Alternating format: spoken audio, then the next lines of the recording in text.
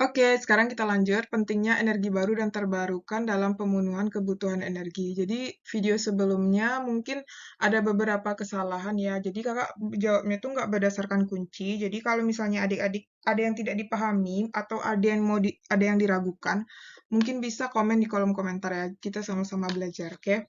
Nah, soal nomor 1, di situ katanya batu bara banyak digunakan sebagai sumber energi dalam jumlah besar karena memiliki kelebihan yang ditunjukkan oleh angka. Berarti di sini pengolahan batu bara tidak merusak lingkungan, salah. Teknologi penambangan batu bara sudah dikuasai dengan baik, ya. Persediaan batu bara melimpah di seluruh belahan dunia. Enggak ya. Biaya persatuan energi yang dihasilkan batu bara lebih murah. Iya, jadi jawaban yang tepatnya ini adalah 2 dan 4. 2 dan 4 D. Soal nomor 2, kebutuhan energi nasional setiap tahunnya terus meningkat, mengikuti pertumbuhan ekonomi, penduduk, harga, energi, dan kebijakan pemerintah. Kebutuhan energi nasional paling besar dalam sektor, nah jadi paling besar itu adalah dalam sektor rumah tangga ya. Jadi rumah tangga, berarti jawabannya adalah yang E. Oke.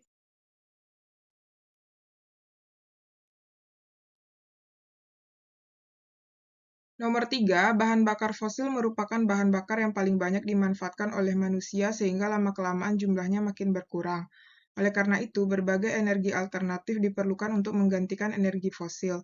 Energi tidak terbarukan yang dapat digunakan sebagai alternatif pengganti energi fosil adalah, berarti di sini kata kuncinya masih energi tidak terbarukan ya. Berarti yang lebih tepat itu jawabannya adalah nuklir.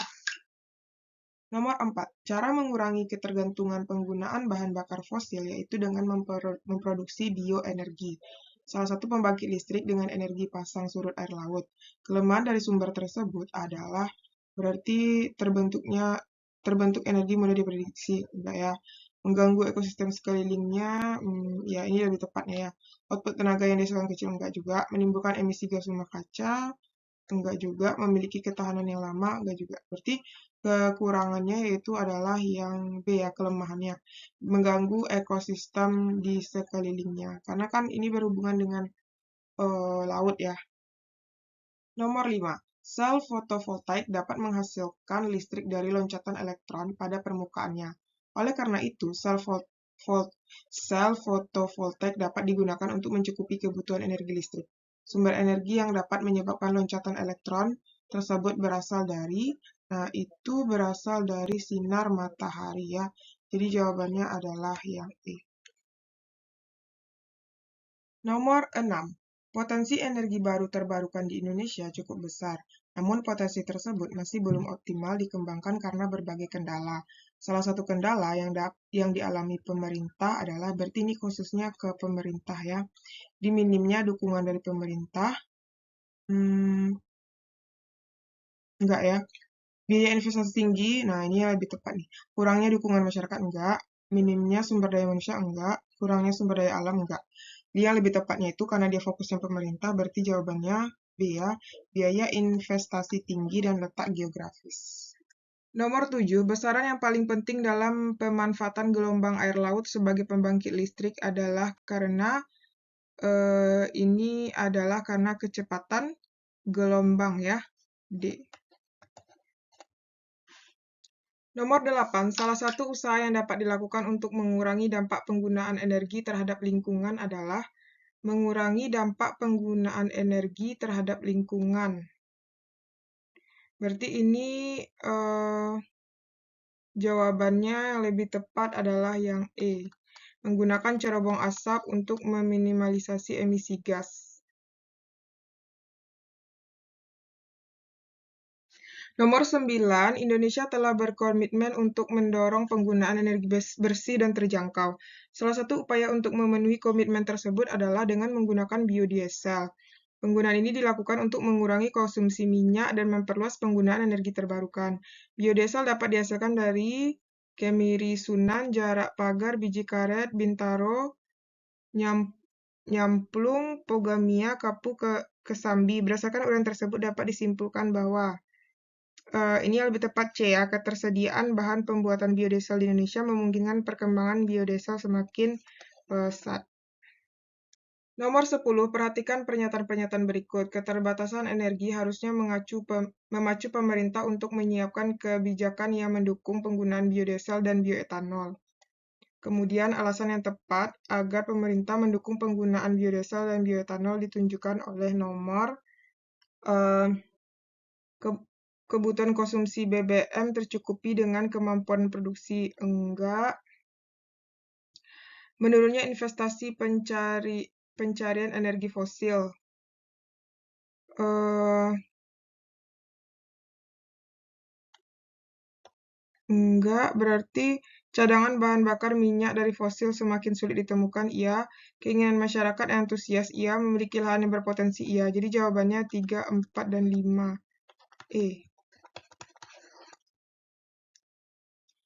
Oke, sekarang kita lanjut soal nomor 1, pentingnya energi baru dan terbarukan dalam pemenuhan kebutuhan energi. Ya.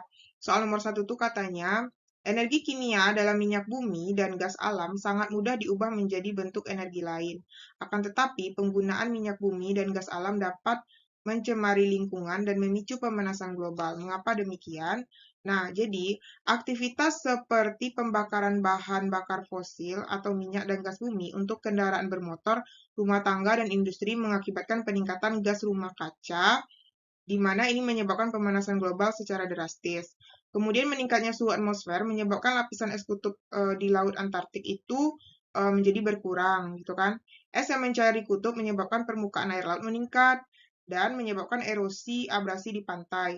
Kemudian meningkatnya suhu di udara akibat efek rumah kaca juga menyebabkan tanah dan tanaman menjadi kering lebih lama sehingga menyebabkan kekeringan dan kebakaran. Kita lanjut nomor 2, bagaimana cara menghemat penggunaan energi di sektor transportasi. Yang pertama itu kita membiasakan menggunakan transportasi umum, kemudian menggunakan kendaraan ramah lingkungan seperti sepeda, kemudian berjalan kaki untuk rute yang tidak terlalu jauh, dan yang keempat, tidak memanaskan kendaraan terlalu lama.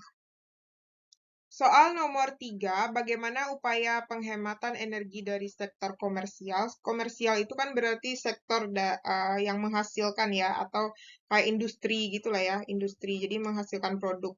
Nah, jadi di sini yang pertama kita bisa melakukan penggunaan sistem manajemen energi atau SME, jadi membuat aturan gitu ya, atau membuat sistem yang lebih rapi supaya energi itu bisa lebih digunakan seefisien mungkin. Nomor 2, menerapkan teknologi LED mengganti lampu-lampu konvensional dengan lampu LED yang lebih efisien.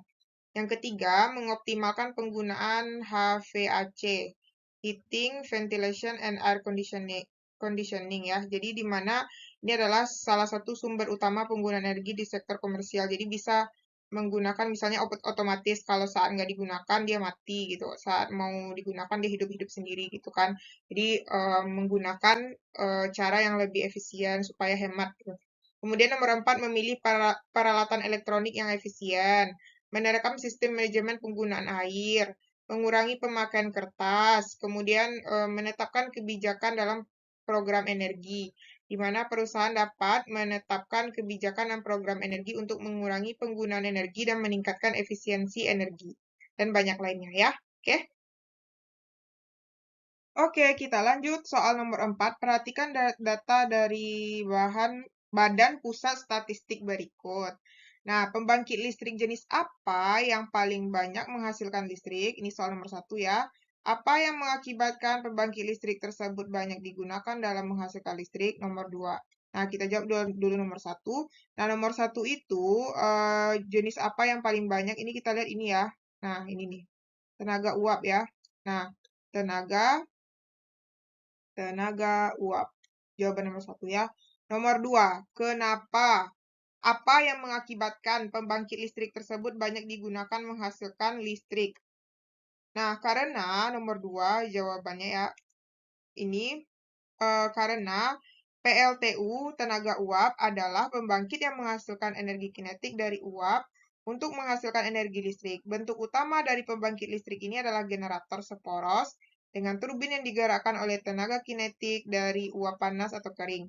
pembangkit listrik tenaga uap menggunakan berbagai macam bahan bakar, terutama batu bara. Nah, jadi dia menggunakan batu bara, bahan bakarnya salah satunya itu bisa batu bara ya, minyak bakar serta MFO untuk startup awal. Nah, jadi dia bisa menggunakan batu bara di mana batu bara ini kan dia udah banyak ya. Jadi harganya lebih murah dibandingkan dengan sumber pembangkit yang lain gitu. Jadi makanya dia banyak digunakan ya, banyak digunakan. Karena lebih murah dibandingkan bahan bakar lain. Oke. Kita lanjut soal nomor 5. Salah satu upaya untuk menghemat energi dan mengurangi subsidi energi yang diberikan pemerintah. Jadi mengurangi subsidi ya, mengurangi subsidi energi. Bagaimana tanggapanmu terhadap pernyataan tersebut? Ya, apa ya, tanggapan kita bagus. Ya, bagus karena apa namanya tuh, subsidi digunakan, subsidi itu kan tujuannya untuk orang yang membutuhkan kan. Subsidi itu bertujuan untuk yang membutuhkan. Nah, sedangkan fakta di lapangannya itu ternyata penggunaannya belum tepat sasaran nih, belum tepat sasaran. Jadi fakta di lapangan subsidi energi belum tepat sasaran. Nah, jadi apa namanya, pola subsidi listrik bagi pelanggan mampu juga tidak memenuhi prinsip keadilan. Karena kenyataannya kelompok ini justru menikmati besaran subsidi yang lebih besar dibandingkan dengan rumah tangga yang miskin. Jadi kalau misalnya semua kena subsidi, berarti nggak adil kan? Jadi makanya tanggapanmu terhadap, jadi ini bagus ya. Nah, terus bagaimana hubungan pengurangan subsidi? Nah, hubungannya. Nah, jadi gini, karena pengurangan subsidi itu kan penghemat energi. Jadi kalau misalnya misalnya orang kaya gitu kan, orang kaya juga kena subsidi, juga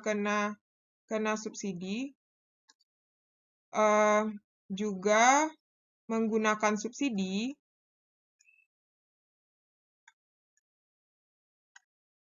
Itu kan nggak cocok ya. Seharusnya orang miskin kan, orang miskin. Nah, kalau misalnya orang kaya itu banyak yang makai, berarti kan banyak pengeluaran energi jadinya kan, banyak pengeluaran energi gitu. Jadi apa namanya tuh nggak tepat sasaran jadinya. Kalau orang miskin kan mereka hanya butuh berapa misalnya. Kalau misalnya orang kaya, orang mampu gitu kan, padahal dia bisa membayar dengan seutuhnya, tapi karena apa namanya tuh, karena disubsidi kan berkurang tuh. Seharusnya kan yang berkurang itu kan yang membutuhkan orang miskin kan. Nah, orang miskin atau yang tidak mampu gitu. Nah, jadi seharusnya itu hubungannya ya. Hubungan pengurangan subsidi terhadap penghematan energi. Jadi kalau misalnya subsidi itu seharusnya diberikan tepat sasaran karena kenyataannya tidak tepat sasaran. Oke?